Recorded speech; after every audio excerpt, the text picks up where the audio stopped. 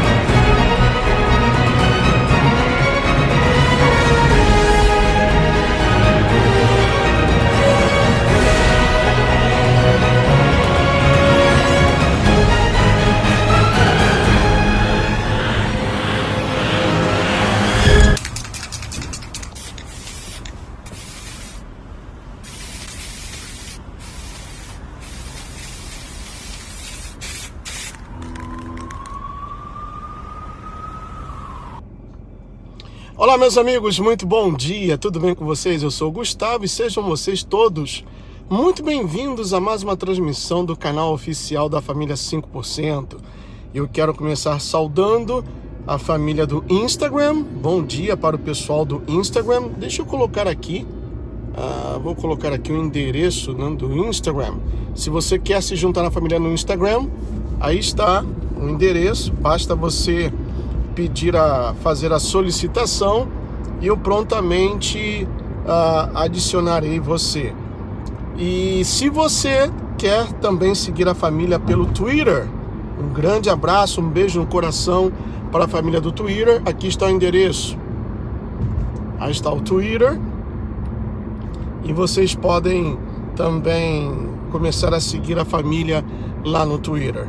E como o Facebook pede, né?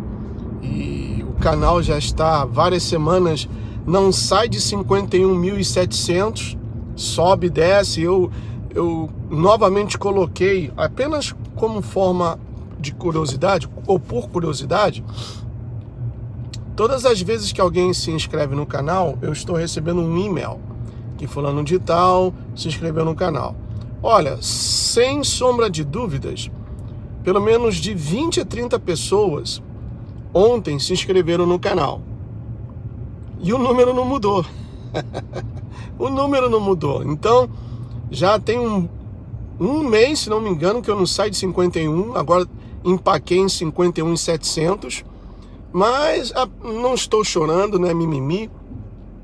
Apenas para mostrar a vocês o quanto o FoiceTube é parcial e está, sim, bloqueando o desenvolvimento de pessoas, vamos dizer assim, conservativas, né? Conservadores, melhor dizendo, que estão lutando contra o sistema. Mas ainda assim, por favor, inscreva-se lá, veja se você permanece inscrito, se você já acompanha o canal, se o sininho está acionado, tudo, porque eles estão cortando tudo, absolutamente tudo. Meus amigos, ontem o Hangout foi pesado, com um tema pra lá de polêmico. Foi mostrada aquela reportagem de quase 25 minutos e teve um cara, o RFA Almeida, que entrou e ficou nervoso. O cara começou a me xingar, sendo que eu apenas estava mostrando o vídeo, mostrando a reportagem. Não foi eu quem fez aquela reportagem. E contra fatos não há argumentos. É um clichê muito repetido aqui, mas é verdade. Contra fatos não há argumentos. Não, o problema não é só o lobby gay, a máfia lavanda, como disse qual é o nome dele? O Bernardo. O problema também é a pedofilia, que, ao contrário do que ele disse, não é uma pequena parte. É uma grande parte também. Está em todo mundo. E essa história, não que eu vou defender pastores, porque eu já saí, graças ao Pai, fui liberto desse sistema religioso, e ao contrário do que o Leonardo Bruno e o outro lado, o Observatório Católico, pensam que eu sou adventista, que eu frequento alguma igreja. Não, eu não frequento nenhuma igreja. Graças ao Pai já estou liberto desse sistema religioso. Mas essa historinha que mais são os crimes de pedofilia entre pastores ou cometidos por pastores do que por padres, me apresentem uma estatística. Agora é minha vez, né? Me apresente uma estatística oficial, porque falar é fácil, jogar a titica no ventilador tem muita gente jogando. Agora o problema é que quando a titica é falsa, respinga na própria pessoa, não é mesmo? Então apresentem uma estatística que os pastores cometem mais crimes de pedofilia do que os padres. Apresentem, porque falar é fácil. E eu gostaria de pedir a vocês, eu vou tocar 2 vídeos em sequência, que eu ia apresentar ontem, mas eu senti que o tema já estava pesado, então resolvi cortar. E o primeiro vídeo, o próprio Vaticano confirmando que eles destruíram provas de outros crimes de pedofilia. O próprio Vaticano destruiu, quer dizer, isso por si só já é um crime. Isso por si só já é um crime. E o outro vídeo será um vídeo de 10 minutos, onde eu pediria que você não permitisse as suas crianças que assistissem, mas depois que você tivesse uma conversa com o seu filho, com a sua filha, porque ainda que você não seja católico, mas alguém da sua família e de repente seu filho, a sua filha vai passar as férias na casa dos avós, e aí os avós vão numa missa e coisa e tal. Ensine-os a se defender, tá bom? Mas antes, porém, quero colocar essa mensagem aqui. Não existe São João Gospel, não existe Carnaval Gospel. O que existe é crente adaptando festa mundana para matar a saudade do mundo. Recado dado, muito bem dado, e é a realidade. Essa coisa aí de carnaval gospel não presta para nada. Então, até para evitar ganhar um strike, eu vou colocar aqui, deixa eu fazer um esqueminha aqui, para tapar o logo de onde foi tirado, de onde esses vídeos foram tirados. Só um momentinho, pessoal. Tá aqui. Agora vamos voltar aqui no ar.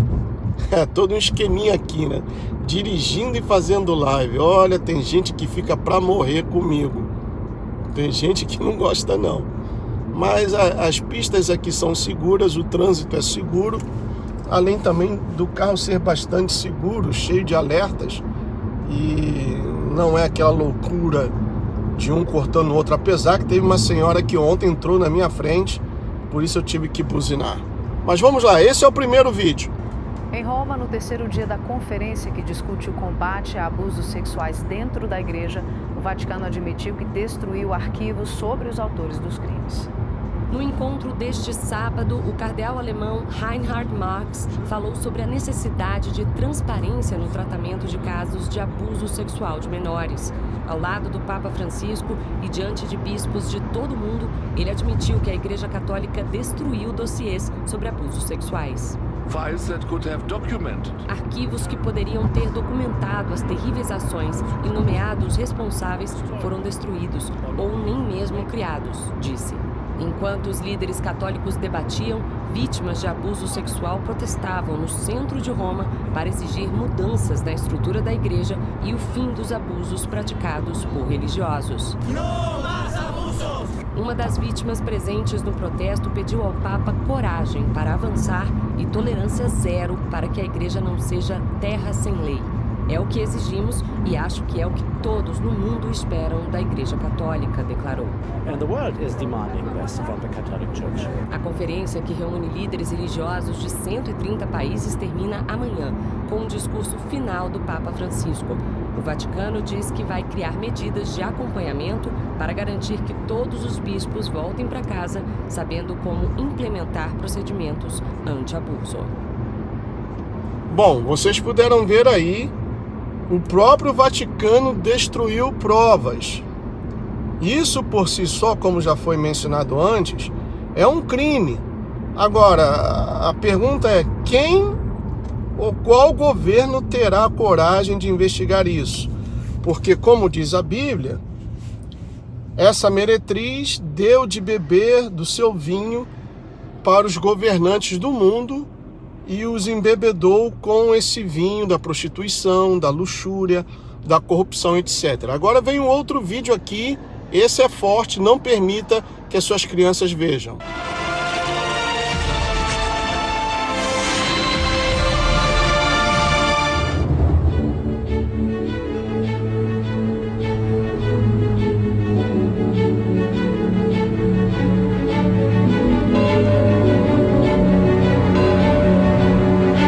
Esta é a gravação do depoimento do ex-padre Oliver O'Grady em um tribunal dos Estados Unidos. Ele conta como agia para abusar sexualmente de crianças. Hi Sally, how you doing? Come here, I want to give you a hug. You're a sweetheart, you know that. Very special to me. I like you a lot. Ao invés de entregar Oliver às autoridades, a igreja protegeu o ex-padre, escondendo da comunidade que ele era pedófilo. O responsável pela ordem de não dizer nada aos fiéis foi o cardeal Joseph Ratzinger, que mais tarde se tornaria o Papa Bento XVI. Diocese de Ferns, na Irlanda. Há alguns anos, o padre Sean Fortune foi investigado por abuso sexual. O repórter da BBC de Londres, Como Gorman, foi uma das vítimas quando tinha 14 anos. Ele conta que o padre abusava dele nos domingos de manhã. O deixava na cama e ia rezar a primeira missa. Depois acontecia um novo abuso. On Em seguida, o padre o levava para tomar café da manhã como se nada tivesse acontecido. E finalmente o levava para acompanhar a segunda missa. Mais uma vez a igreja sabia que o padre era pedófilo, mas não informou nada à polícia. Ao invés disso, trocou o padre de paróquia várias vezes. Depois de anos, os casos foram denunciados, mas o padre Sean acabou se suicidando no dia do julgamento.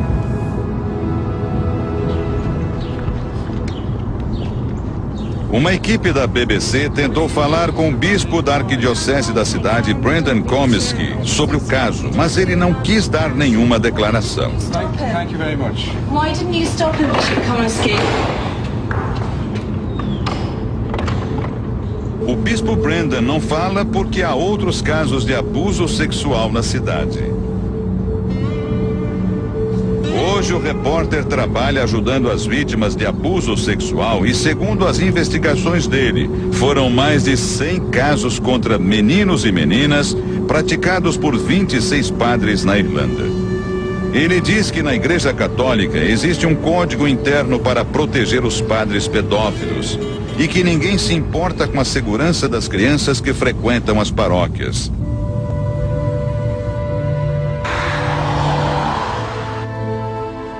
Este homem, Aidan Doyle, também foi vítima de abuso sexual na infância. Ele diz que ainda se lembra de todos os detalhes. Aidan estudava numa escola católica dirigida por padres. As he put it, helped me with the practicing of my music. Oh, it was, you're going to be intimate with me, you're going to get closer to me, you're going to be my special person. Aidan contou a outro padre o que havia acontecido, mas ao invés de obter ajuda, foi obrigado a nunca mais falar sobre o assunto. O que Aidan não sabia era que, pelas leis do direito canônico que rege o catolicismo, a vítima está condenada ao silêncio sobre os chamados crimes de indução. Quem fala está sujeito à pena de excomunhão, ou seja, pode ser expulso da igreja. Aidan se sentiu intimidado e demorou 40 anos para falar sobre o assunto. O padre que o molestou nunca foi punido.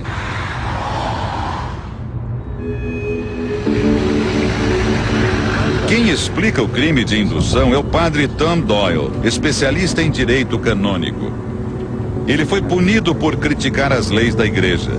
Tom Doyle afirma que a política é manter sigilo absoluto sobre os casos de abuso sexual pelo clero e punir qualquer pessoa que chame a atenção dos fiéis para os crimes.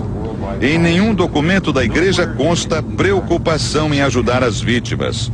O objetivo é controlar a situação através do medo. Fear on the victims.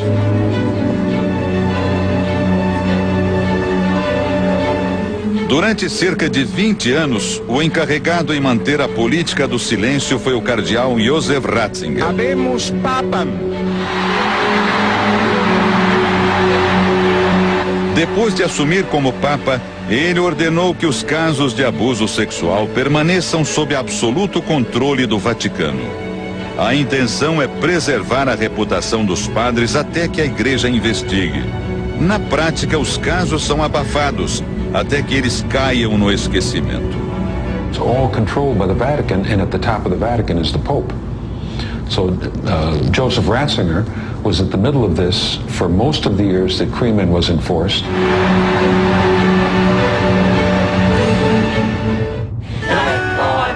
Boston, Estados Unidos, a história se repete.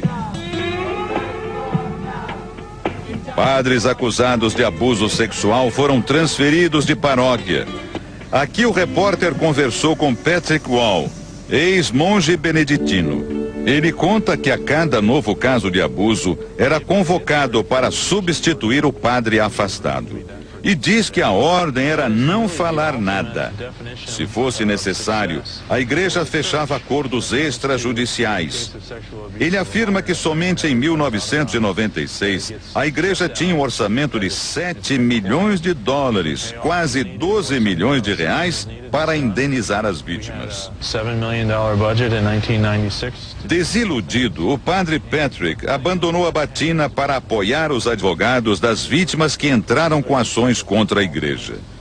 Um dos primeiros casos em que ele testemunhou foi contra Oliver O'Grady, padre ordenado na Irlanda, mas que trabalhava na Califórnia. I swear by Almighty God The evidence I shall give that the evidence that I shall give in this deposition will be the truth, the whole truth, and nothing but the truth. Ele prestou depoimento na Corte Civil, onde foi acusado de sodomizar uma criança mais de 100 vezes. Ele confessou detalhes dos crimes. If the boy was tall or fat, that wouldn't attract me. I tended to take boys that were rather slim built. I tended to be attracted to the genital area, and there was a part of me would kind of want to be in touch with that, or to discover that, to see that in this particular boy. Ele admitiu ter molestado 30 crianças, meninos e meninas, em mais de 2 décadas. E disse o que o atraía nas meninas. If she had a short dress or something like that, I might have been tempted to, and often did, maybe raise her dress in a kind of subconscious way, or should I say in a way that she's not aware that I'm doing that, but checking her out at the same time, you know. You get a glimpse of her underwear. O ex-padre confessou que achava aquilo excitante e que no caso das meninas, ver era mais estimulante do que tocar. Hi Sally, how you doing? Come here, I want to give you a hug. You're a sweetheart, you know that. Very special to me. I like you a lot. O ex-padre ficou preso por 7 anos nos Estados Unidos, até ser deportado. Hoje ele vive na Irlanda. Em 2002, a Igreja Católica nos Estados Unidos enfrentou um enorme escândalo. Um relatório nacional independente, coordenado pela juíza Anne Burke, que levantou todos os casos de abuso sexual no país até 2005. One of the interesting pieces that the study found was that it wasn't epidemic in nature. It wasn't one diocese found to have more cases than another.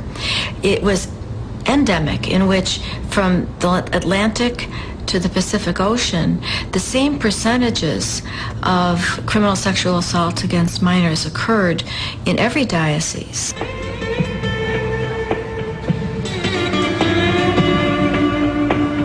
Na época, o porta-voz do relatório declarou para um telejornal da rede de TV CBS que os líderes da Igreja Católica poderiam ser comparados aos chefes da máfia italiana. to La Cosa Nostra. Every week, every month, something new happening that would lead you to believe that perhaps they didn't learn.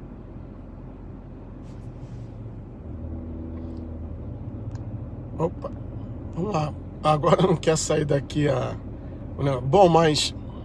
Pessoal, esse era o vídeo que eu queria tocar ontem. Que eu até comentei que dá vontade de entrar dentro do vídeo e dar um soco na cara desse padre.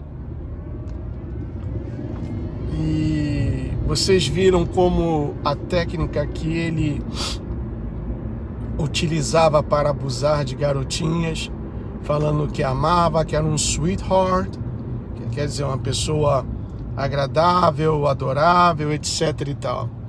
Essas coisas, você pai, você mãe, tem que ensinar aos seus filhos, às suas filhas. E não se deixe levar, que eles não podem se deixar levar por esse canto de sereia diabólico. Porque isso daí é uma armadilha diabólica. Aproveita-se da confiança por causa de tudo aquilo que vem investido no cargo, né, de ser padre, a roupa, o aparato, o cerimonial, etc. Então as pessoas confiam cegamente. E aí quando descobrem, né, tal como aquela senhora que deixava até o padre dormir na casa dela, lá no quarto com o filho dela, e à noite o padre se levantava e abusava do filho. Aí quando se descobre, é uma decepção tremenda. E as pessoas que são vítimas desses ataques demoníacos, olha, só a misericórdia do Altíssimo para que esse pessoal venha se recuperar. Perdão, a garganta já está começando, porque fica uma marca para sempre, um trauma tremendo. Olha, é algo que eu não desejo a ninguém. Eu não desejo a ninguém. Ninguém merecia passar por isso. Absolutamente ninguém. Vocês viram ontem naquela reportagem, daquele senhor já de 76 anos, na época que a reportagem foi feita, e até a sua idade, ele ainda acordava no meio da noite, na madrugada, assustado, lembrando-se de tudo que ele sofreu. É algo terrível, pessoal. Como o conde não gosta, me xinga de tudo quanto é nome, o outro também do Observatório Católico. Mas agora digam vocês, essa instituição é ou não é um depósito de demônios e pedófilos? Isso aí, meus amigos, é um problema espiritual que leva a pessoa a um desvio de conduta, uma falha moral, como o Bernardo disse ontem, né? Mas o cunho, a raiz disso, é um problema espiritual. É um depósito de demônios e de pedófilos. Os 72 demônios da Goetia, de Salomão, da chave menor, etc., aquilo tudo, eu não tenho nenhuma sombra de dúvidas que, se eles têm um lugar como habitação, esse lugar é o Vaticano. Você pode não gostar católico, pode me criticar, pode falar um montão de coisas, mas aí está, contra fatos não há argumentos. Não tem como você dizer que isso daí é mentira, que isso daí é tudo inventado, que é fantasia, ou então faça como o Leonardo Bruno. Me apresente dados científicos de fontes críveis, dados históricos. Estupro é estupro, não precisa de fatos científicos, não. Não se necessita apresentação de fatos históricos. E se há alguma coisa histórica, é que desde quando essa instituição foi criada, pega lá a história dos papas, veja os vídeos que eu já fiz falando sobre a história dos papas. Antes do ano 1000, Papa, qual é o nome daquele? Fulgêncio, que tinha 34 filhos. O outro que mandou desenterrar o cadáver do Papa antecessor, o qual ele odiava, e o julgou sentado sobre o trono de Pedro. O outro que cometeu incesto com a irmã, e o filho que geraram veio depois a ser Papa também. Era um tremendo bacanal. Um tremendo bacanal. Então, isso são fatos históricos, que nunca, jamais, em tempo algum, serão comentados nas aulas de catecismo, porque é vergonhoso. Aí, para não aumentar ainda mais a vergonha, eles falam que a história da Papisa Joana é uma lenda, algo inventado pelos comunistas. Isso é uma lenda. Idiota é quem acredita nisso. Não, idiota é quem acredita nessa instituição. Como eu falei ontem no final do Hangouts, o problema... Deixa eu estacionar aqui que eu quero falar isso olhando nos olhos de vocês. O problema não está na Igreja Católica. O problema é a Igreja Católica. Esse é o problema. Agora, também não vou passar deixa eu ajeitar aqui. Não vou ficar passando a mão sobre os evangélicos, porque todas as denominações, começando pelas históricas, batista, metodista e presbiteriana, essas três foram criações maçônicas. A única que eu tinha dúvida era a Assembleia, mas a Assembleia também já está podre. Essas igrejas neopentecostais, então, melhor nem comentar. A Adventista também foi criada pela maçonaria. As seitas também, como o mormonismo, também foi criado pela maçonaria. Os TJs, ou Testemunhas de Jeová, também foram criados pela maçonaria. E eu tenho um documentário que me mandaram do Fritz Springmeier, o cara que escreveu o livro sobre as 13 famílias Illuminati, e ele prova como essas seitas, igrejas tradicionais, todas elas são criações da maçonaria. E até do Billy Graham, que tem gente que ainda duvida que ele também era maçom. Olha o que o Leandro Esquadro Compasso disse. Pastor, não tem como comparar a ressurreição de pessoas que morreram novamente com a ressurreição de quem não vai morrer mais. Concordo plenamente, é pastor. Isso que pois é. Estranho. Não, isso eu concordo plenamente. Só qual é o detalhe, pastor, é que muitas vezes eis aí o teólogo. Pensa-se que Cristo é o primeiro numa ordem cronológica, mas a gente quer insinuar que não é na ordem. Eu quero explicar mas isso. A importância Posso realmente, explicar isso aí? Por exemplo... Ô pessoal, desculpa, eu esbarrei o dedo aqui, falta de cuidado. Vou tocar novamente o vídeo. Esbarrei o dedo aqui sem querer, desculpa. Pastor, não tem como comparar a ressurreição de pessoas que morreram novamente com a ressurreição de quem não vai morrer mais. Concordo plenamente, é pastor. Isso que pois é. Estranho. Não, isso eu concordo plenamente. Só qual é o detalhe, pastor, é que muitas vezes eis aí o teólogo. Pensa-se que Cristo é o primeiro numa ordem cronológica, mas a gente quer insinuar que não é na ordem. Eu quero explicar mas isso. A importância Posso realmente... explicar isso aí? Por exemplo, claro, pastor, Moisés, por exemplo, nós sabemos que Moisés foi ressuscitado, mas ele poderia voltar a morrer. Como assim? Por quê? Se Cristo no Getsemane desiste do plano de salvação, Moisés ia ter que descer embora. Elias também.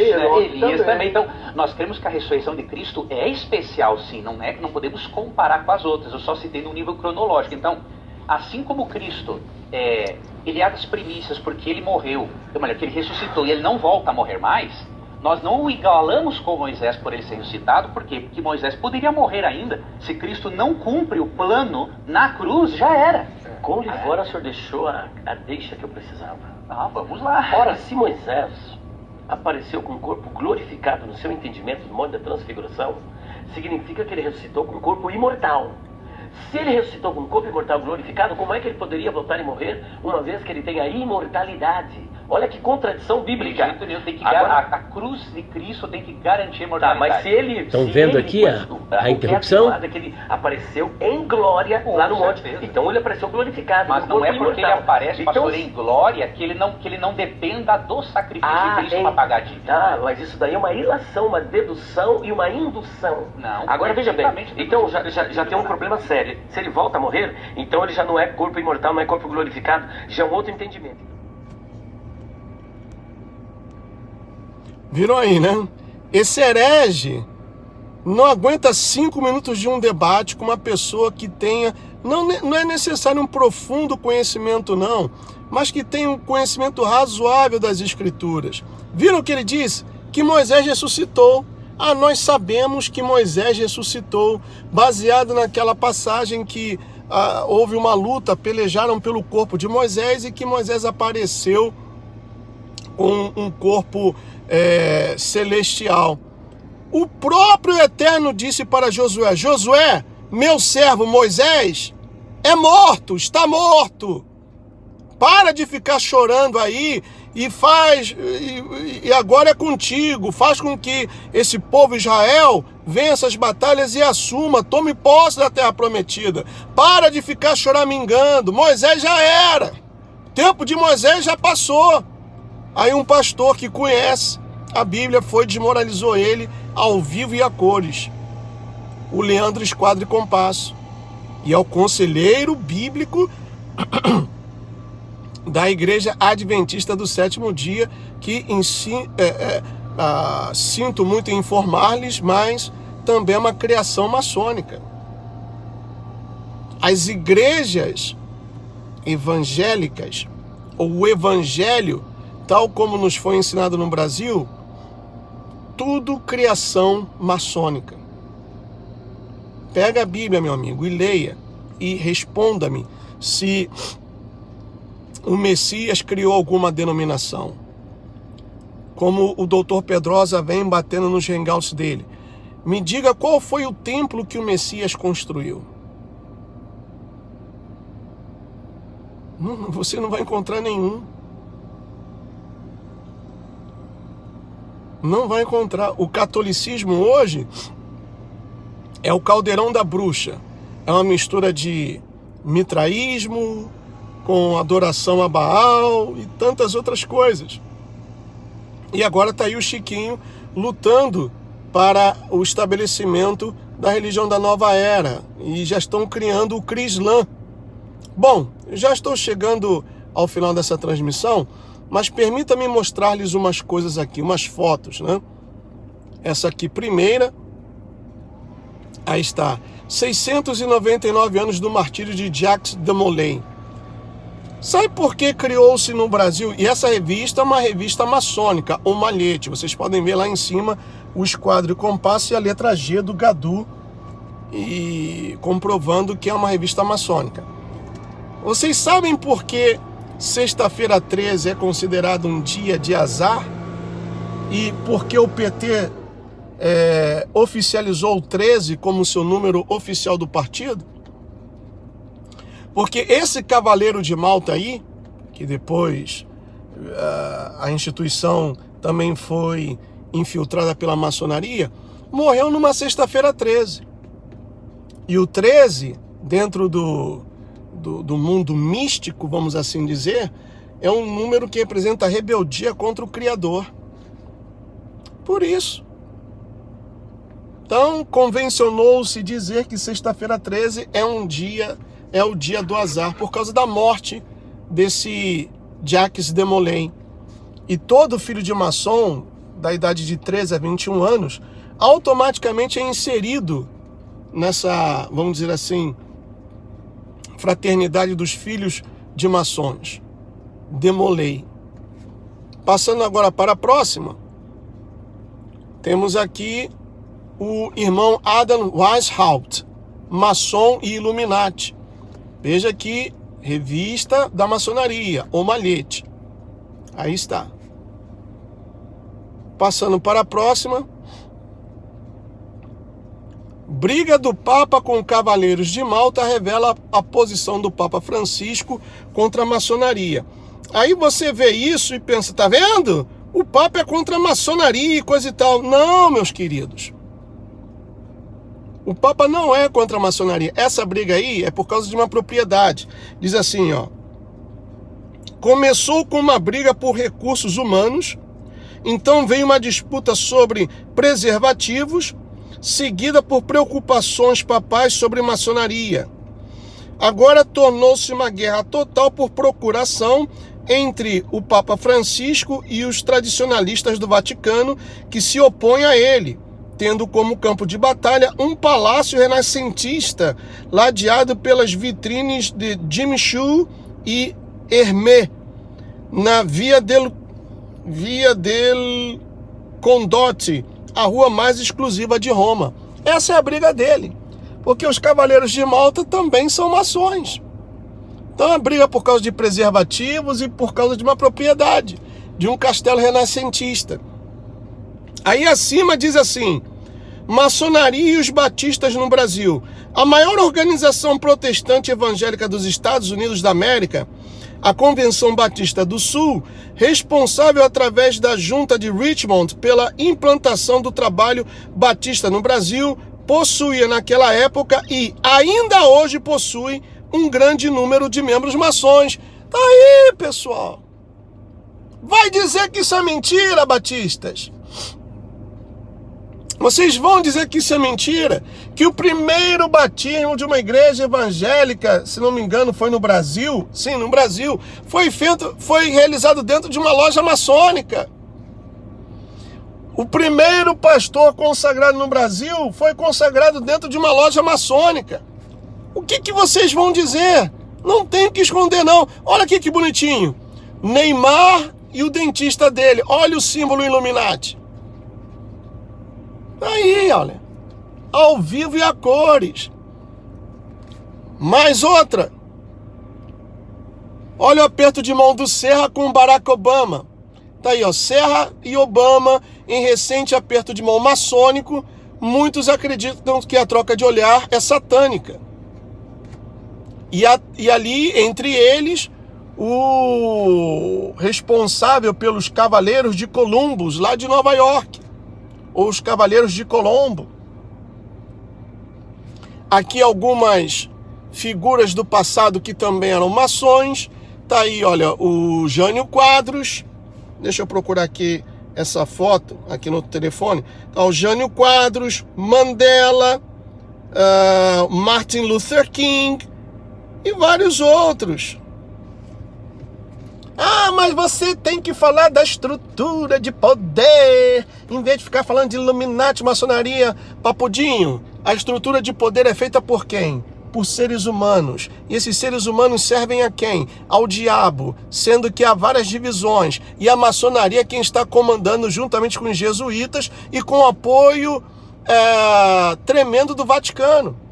Pega a sua Bíblia, papudinho, leia Ezequiel 8, tá lá um ritual maçônico. Então por que não falar da maçonaria? Tá com medo? É isso mesmo? Olha o aperto de mão do Lula com George Bush. Aí, ó. Lula e Bush com cumprimento maçônico selam a nova ordem mundial. Olha aqui outro aperto de mão do Lula, agora com o David Cameron, que foi o primeiro-ministro da Inglaterra. Olha aí. Então vai vendo, papudinho. Olha aqui, Avança Brasil. Tá aí, olha. Segundo Congresso Avança Brasil, General Augusto Heleno, General Santa Rosa, Beni Barbosa, o Príncipe, o Luiz Felipe de Orleans e Bragança, Major Olímpio. Então vai vendo aí, papudinho. Vai vendo porque a coisa é forte. Tá aí, ó, Felipe Jimenez, Nelson Bruni, Alexandre Guimar, Thomas Corontai, Stavros Chantopoulos, Centro Universitário Ítalo Brasileiro, Avenida João Dias, 2046, São Paulo. E o Avança Brasil é um grupo de maçons que a maionese, muito feliz da vida, feliz como uma lombriga, apareceu ao lado deles. O guru da Virgínia fez um hangout cheio de simbolismos maçônicos com o Avança Brasil. Veja e entenda. Não tome a minha palavra como a verdade, não. Veja e entenda. Para terminar, duas fotos. Olha aí o General Heleno. Capite? Olha aí a Raquel Dodge. Capite? Mais uma de lambuja que eu mostrei ontem. Olha o Guaidó quando esteve aí no Brasil. Foi lá no Grande Oriente do Brasil, em Brasília. Na maior potência maçônica de toda a América Latina. Capite? Então, meus amigos, contra fatos não há argumentos. Podem me xingar, podem falar de tudo. Quero ver contestar isso aí. Ninguém contesta. Ninguém contesta. É mais fácil me agredir, me chamar disso e daquilo, mas contestem isso daí. Vou ficando por aqui. Muito obrigado pelo apoio, pela sua paciência e pela sua audiência. May Yeshua bless each one of you. I'll see you soon. Tchau.